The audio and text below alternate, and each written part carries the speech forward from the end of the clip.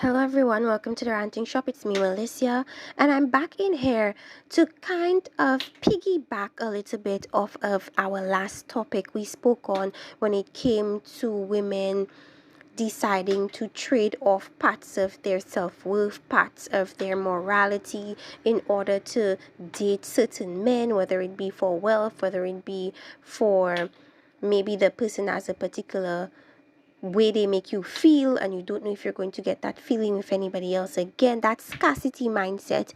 But I want to take it to another route. I want to look at it in regards to mainly financial security and the price that often comes from prioritizing luxury and money as opposed to truly vetting the individual that you want long term with. So I was just scrolling through YouTube and I come across a woman's page, and the page is called Isis. And this woman is talking very soberly. She's distraught. She's in a state of just disbelief. Like she's in a state of grief. And she is speaking on the fact that at one point she ended up getting married to a wealthy man, and she came into the relationship with two boys from a previous relationship and ended up having two girls for this wealthy man. While she's talking, she describes how she checks her children's, private areas and realizes that they've been tampered with by the dad. And that causes her to reflect on the beginning of their relationship and how he did do some very problematic things that she brushed away. She was just like, well, I guess, and continued on the relationship to the detriment of her children. And that just sparked a conversation that I wanted to have on my platform to not to paint a picture, but to cast some light on the negative sides of being a trophy wife, the negative sides of dating in general, the negative sides of not properly vetting, the negative sides of not properly ensuring that you have healed from your traumas and you have learned and you will not compromise again ever when it comes to certain things. Some people, as I said before, it's easy for you to say I've healed and I've done the work until you end up in a situation where you think you're doing the right thing for you and your children, and then you realize after something devastating happens that months and years prior, that person did something that was a really horrible thing that he did, but you chose to ignore it because in your mind that maybe like women love to do this thing of rationalizing red flags.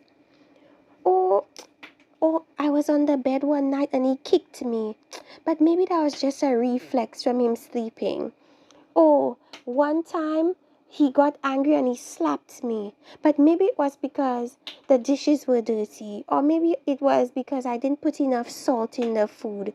Or one day he pushed me down the stairs. Maybe it's because I was blocking his way. Maybe women love to do this thing of rationalizing red flags. And the thing about women that date upwardly is that they are willing to compromise on a lot of these red flags for that financial stability. And that is what I want to talk about today. The price of security when financial comfort comes at the cost of safety.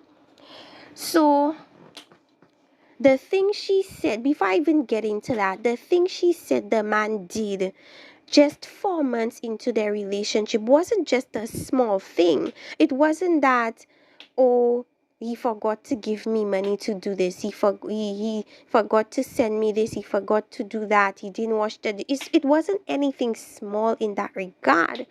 It was something major, like he literally violated her body. He violated her body on multiple occasions, and I don't know why, but for some reason, it happened, and she just powered through and continued on to get pregnant twice, even having a third little girl for this particular man. But let's talk about the topic that I just highlighted. So, we live in a world that often equates financial success with happiness and stability. For many women, the allure of a wealthy partner offers not just a relationship but an escape, a promise of a life without financial struggle, where luxury replaces hardship, right? This dynamic, glamorized in media and culture, celebrates the idea of the trophy wife, a woman who finds security and prestige through her partner's status. But beneath the surface lies a more troubling narrative, the cost of prioritizing material comfort over personal safety and that of one's children. For some, the purpose of wealth leads to devastating consequences. The pursuit of wealth leads to devastating consequences, where ignored red flags and unresolved trauma converge to create a cycle of harm that affects not just the individual but future generations. And it is quite unfortunate that sometimes the cycle has to persist in that way, because along the lines of thinking you're doing everything you can for your child, you realize you took a misstep.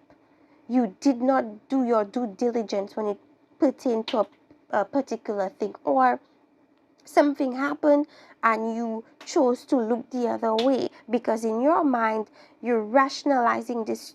Essentially, to me, the man this woman married was a stranger. She did not know this man, and this man has violated you in the worst way in the first 4 months of the relationship. What makes you think? Why would you put anything past him at that moment? Why would you think that he would not harm his own flesh and blood? Because some people really feel like he's not going to do that. That's his own children. That's his blood children. He wouldn't hurt them. But a lot of us, we don't know enough about the man to even make that statement, to even draw that conclusion. And that's where we end up hurting ourselves and our children. And right now, this woman is so distraught, right? And I don't want to cast blame on anybody, but I feel like when tragedies like this happen, especially in the Black community, it is important for us to address it. And it's not that we're judging people. I almost feel as if people that love to try to dismiss what I feel like is constructive criticism with judgment. Oh, don't judge. Oh, God, only God judges. I feel like they do that to diminish accountability. And when we have opportunities where we can hold people accountable, perhaps in a respectful manner but very firm, we are able to move the needle forward, as opposed to, oh, you're judging the person and you automatically shut off and feel like, well, then I can't say anything, and then the cycle repeats itself. I've realized that the worst thing we should do, or the worst thing we can do for people that abuse other people in this society, is to be quiet. That is the literal worst thing we could possibly do. In being quiet, you're protecting that individual. You're giving that individual another opportunity to go and hurt somebody else, right? And would you want that cycle to keep perpetuating itself because you did not step up and decide, I'm going to try to end this with me, at least with this individual? It is the worst feeling, and it is something that you require a little bit of bravery when you do it, but you're doing something huge, not only for yourself, for your family, but for your neighbors, for the people in your state, for the people in your vicinity.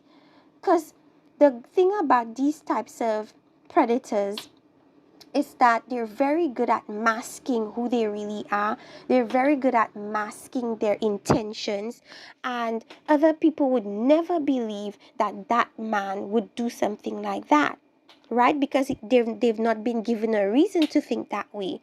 But when you expose them, people have to step back and realize that you can never make conclusions about people you don't really know, or people you know in limited capacities, people you see out at fancy events, people you see out in public. You cannot think that that person is going to fully be their authentic self in situations like these. And as a result, we need to stop ourselves. And I know it is our natural propensity to think everybody is good natured at their core, but a lot of it kind of creates a scenario where you're kind of, in a sense, protecting horrible people unintentionally, right? And I believe that all abusers should be exposed and sent, put, buried, whatever you want to say,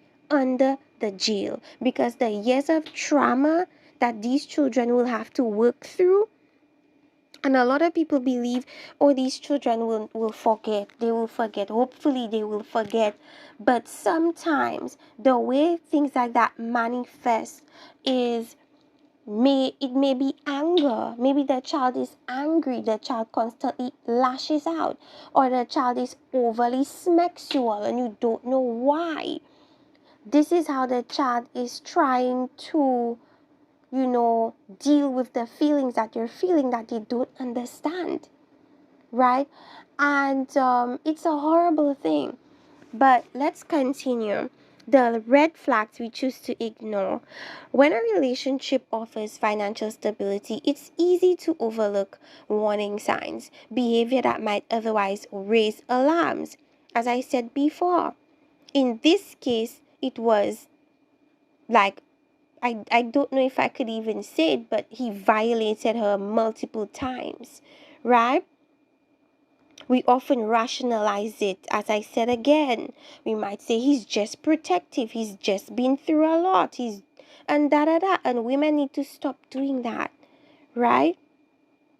And also, a thing we don't speak about is why we rationalize red flags. A lot of the times with these upwardly mobile types of women, they decide to ignore the red flags because the alternative is leaving behind a life of comfort. Oh, I've gotten to a point where I no longer have to work for myself. I no longer have to provide for myself. And even the thought of having to go back to a life where you have to do everything, it's repulsive. And some of them just turn a blind eye and you're like, okay, I'll just deal with it. I'll just try to deal with it, to the detriment of everybody. Right? These justifications can be dangerous. Power and wealth often provide a shield, enabling abusive behaviors to go unchecked. Worse, they can create an environment where victims, especially children, are silenced or disbelieved. And luckily, the mother believed her children and she got out of there. Luckily. When we hear stories of wealthy men who've committed atrocities against their own families, it's tempting to view these as isolated incidents, yet they often stem from a deeper systemic issue, right? A society that prioritizes appearances and status over accountability. Isn't that the truth? Right? Trauma and the cycle of harm. For many women, the decisions they make in relationships are shaped by their past. Survivors of childhood abuse or neglect, particularly sexual violence, often carry wounds that influence how they navigate adult relationships. A history of trauma can distort one's understanding of love, safety, and self-worth, leading to choices that prioritize immediate comfort over long-term well-being. In the situation with Isis, she mentions how when she was younger, she was taken advantage of by a neighbor, right? And she vowed that she would never let it happen to her children, and yet she failed. Unfortunately, it sounds harsh to use the word failed, but that is the reality of the situation, right?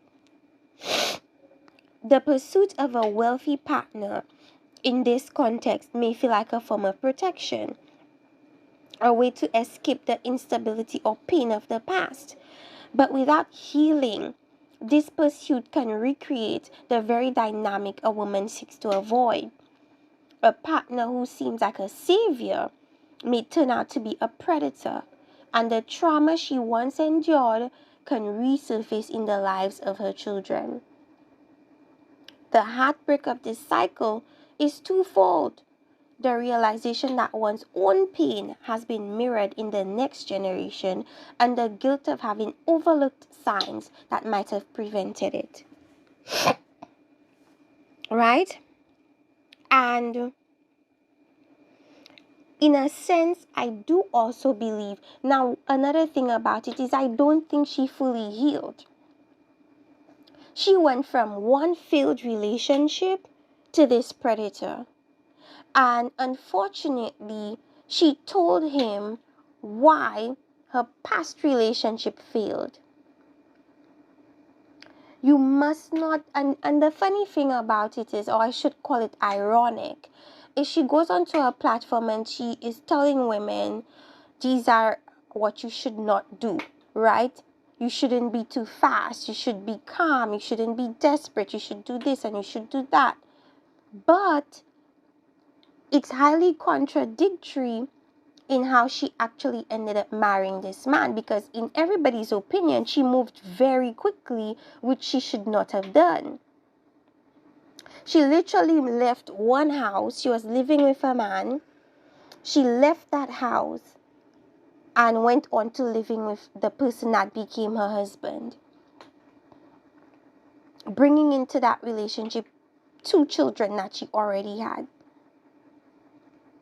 Right? So in trying to escape the instability of her past, she ends up running into more chaos without her knowledge. Right? And what I was saying, like previously, earlier today, was that, I feel as if somebody went up to her and told her, this man is a predator, be careful, she would have still ended up marrying him. She would have still found a way to ask him. He would have simply lied about it, and she would have believed him. That is why I feel like with some people, unfortunately, they have to go through the trauma. Because as much as you try to prevent them from experiencing it, what they feel in that moment far outweighs what you tell them.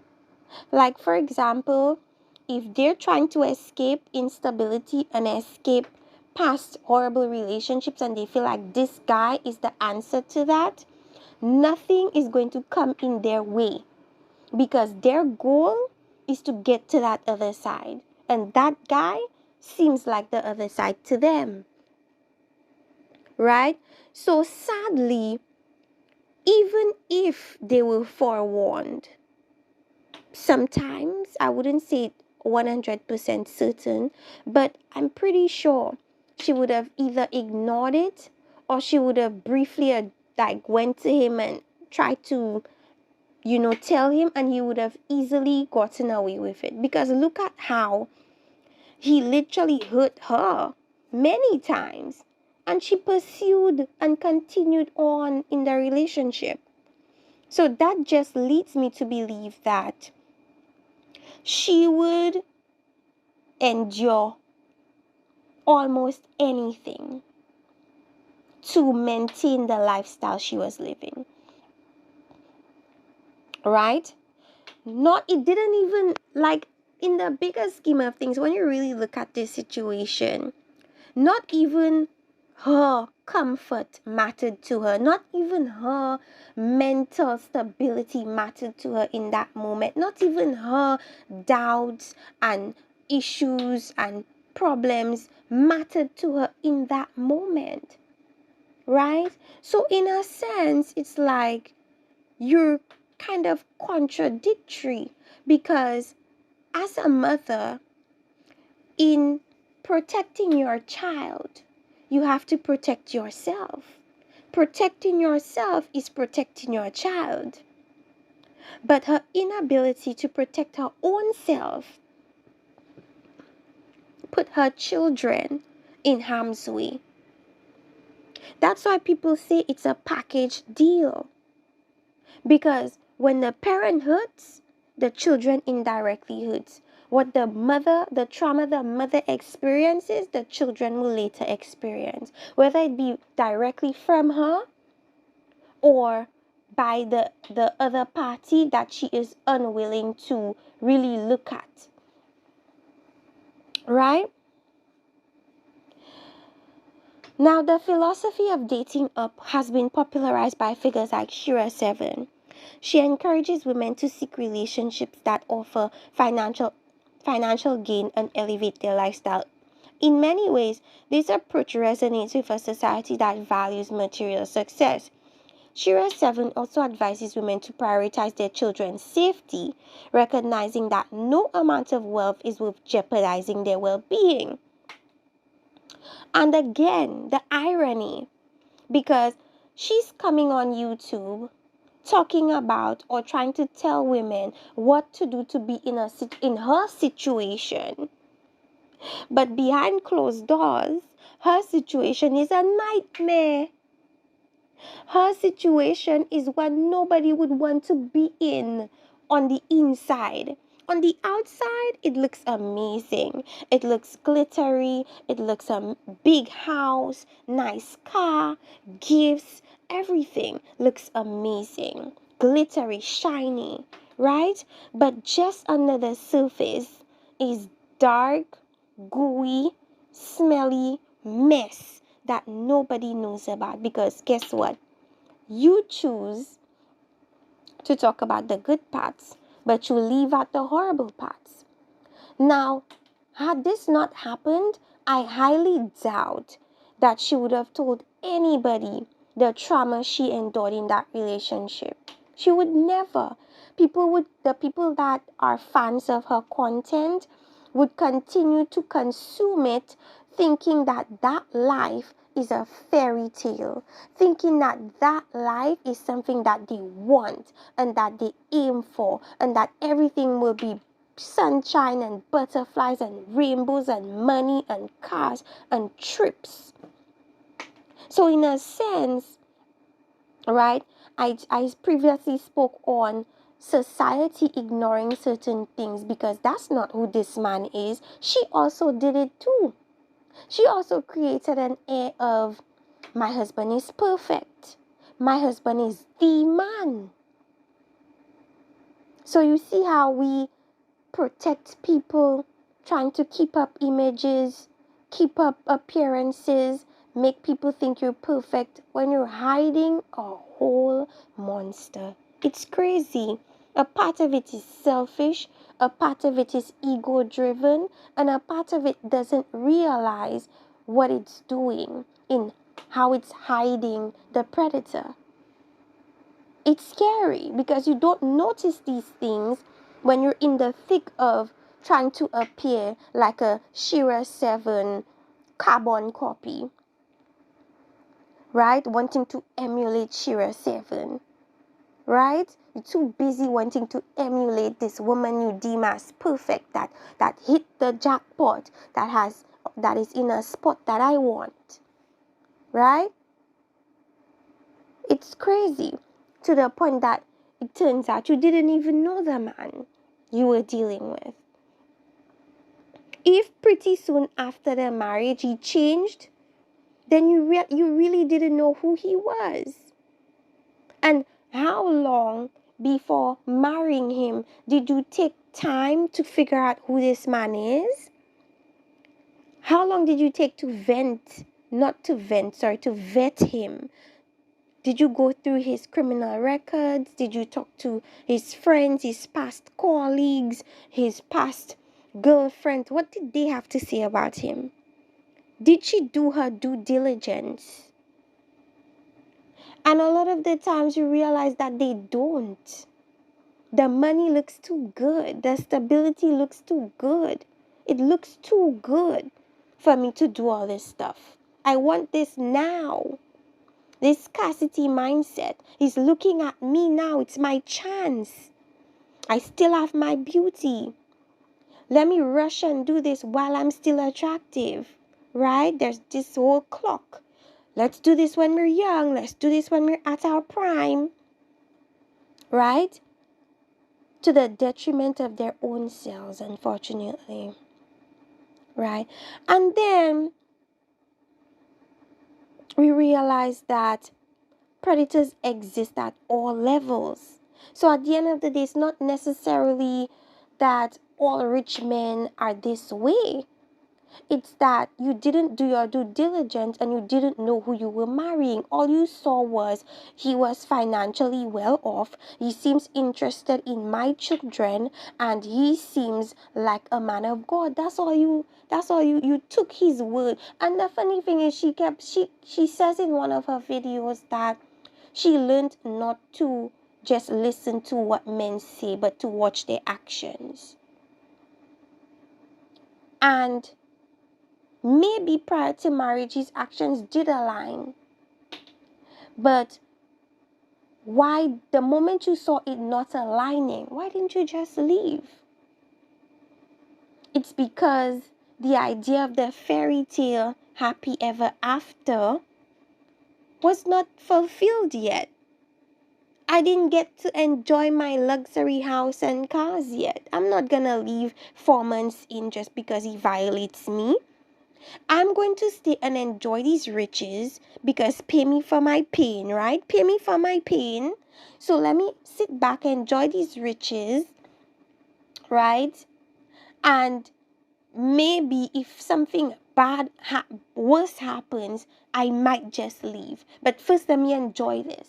Let me enjoy this. I've been a single mom. I've struggled. I finally found a man who seems interested in me, interested in my children, seems like a decent guy. Let me enjoy this money and this man. This scarcity mindset. It's not going to come around again. So let me just jump at this opportunity. And watch this. Watch how it ends up biting you in the buttocks. Right? We assume that when men have money or affluence that it equates to moral integrity. But quite a bit of people have come to the realization that wealthy people are not the most moral individuals at all. They've done the most unscrupulous, right, horrible things to people to attain the wealth that they have. Look at P. Diddy. Look at the founders of Abercrombie and Fitch. Look at Einstein, Epstein, and the other guy. Right? Look at the disgusting things they did. And they're millionaires. They're wealthy men. Right? And let's just go over to moving forward. What do? Breaking the cycle. It requires a shift in priorities.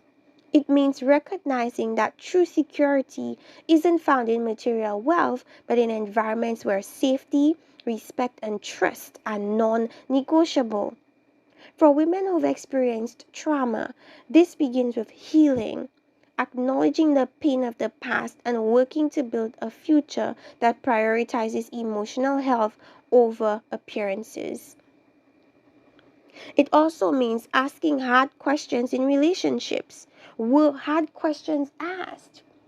For some reason, I don't feel like she asked really tough questions. Because you're so eager to want this man to be the man that you're like, this, it kind of reminds me of how Ashley maneuvered the situation with Tyler. She said it herself. She didn't ask tough questions. Why? Because she already had her fairy tale in her head. She already knew that this was going to happen with Tyler, no matter what. So why ask more questions that would turn me off of my fantasy? You know what I'm saying? It's a very selfish type of move, right? For women who've experienced trauma, this begins with healing, acknowledging the pain of the past and working to build a future that prioritizes emotional health over appearances. I said that before, didn't I? It also means asking hard questions in relationships. Again, is this person truly safe? How do they treat those who are vulnerable? Are their actions consistent with their words?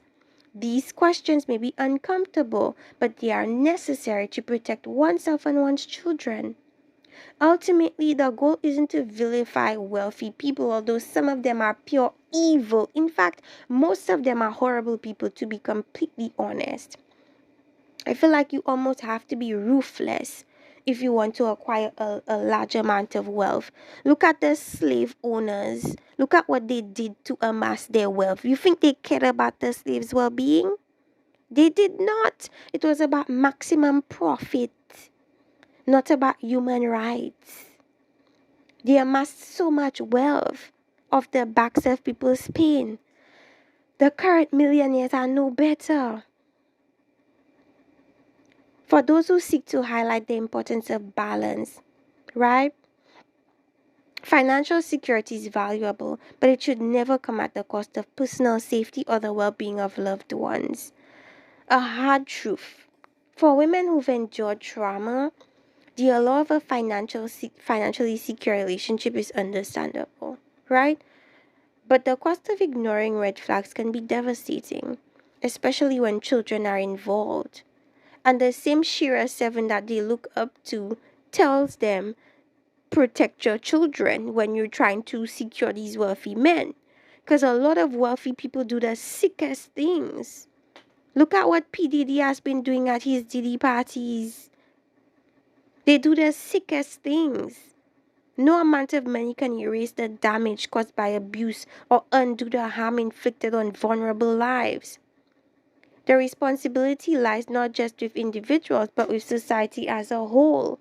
We must challenge the narratives that glamorizing wealth at any cost and create spaces where survivors of trauma can heal without shame. Only then can we begin to break the cycle and ensure that safety, not status, becomes the foundation of our relationships, right? So, in closing, in additional closing, I should say, the women that plan on living an upwardly mobile type of life and living that type of trophy wife where you don't have to lift the hand and do anything. The husband provides everything for you. You just have to keep making babies and taking care of the babies. That's You have to be very careful with men like this, because it may seem like the most ideal situation, but the moment he gets you to stop working and you're 100% reliant on him and his money, what happens when he leaves? What happens when he leaves and he's not generous or he's not a nice person? What happens then? And Sheraseven also speaks about choosing a generous man, choosing a nice man. And some women just hear or see money and they jump right ahead at the opportunity. That's not what Shira said. I'm not a Shira stan, but at the end of the day, if you're going to consume her content, consume all of her content. And also understand that things may not turn out for you the way it turned out for her, no matter how much advice she gives you. Every outcome doesn't turn out in the same way as we saw, as we see. And for me, the lesson here is, what is of more priority? Is it just of accumulating a wealthy husband? Or is it formulating healthy relationships and healing from trauma? Like, what is the priority here? I feel like with this particular situation, the priority was on securing wealth. And unfortunately, in securing the wealth, she did not see certain very important signs. Anyways, you guys, I do wish this YouTuber healing. I wish that healing for her children, herself, forgiveness for herself, forgiveness for women in similar situations. Understand that sometimes you just don't see certain things because you're not operating at a frequency that allows you to see it. And moving forward, more attention is placed on the more important things, which includes your well-being and your children's well-being if you have them. But anyways, you guys, let me know what you thought about my little think piece. Comment in this comment section, like, subscribe, and see you guys next time. Bye bye.